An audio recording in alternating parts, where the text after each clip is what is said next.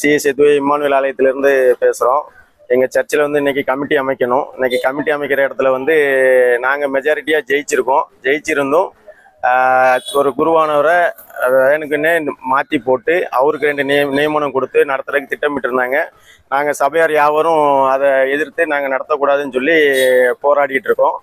இதுக்கு இடையில வந்து அவர் நடத்தினதா வெளியில வச்சு ஒரு போட்டோ எடுத்துட்டு போறாங்க. இந்த நியமனங்கள்ல இந்த கமிட்டியோ எதுவுமே செல்லாது.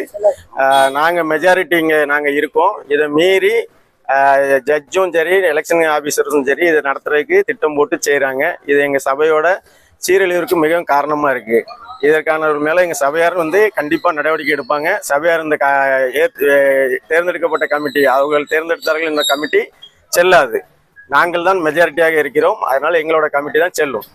அவர் செஞ்சது ரோட்ல வச்சு ஒரே ஒரு சிலுவை மட்டும் தான் போட்டு ரோட்ல வச்சு சிலுவை மட்டும் தான் போட்டிருக்காரு. கமிட்டி எதுவுமே நடக்கல. நற்கரண ஆராதனை நடக்கல. சர்ச்சில் முறையா நடத்துறது நற்கரண ஆராதனை நடத்தி அதுக்கப்புறம் கமிட்டியை தேர்ந்தெடுக்கிறது தான் கமிட்டி செல்லும். இந்த கமிட்டி செல்லாது. மீண்டும் போராட்டம் தொடரும். தேங்க்யூ.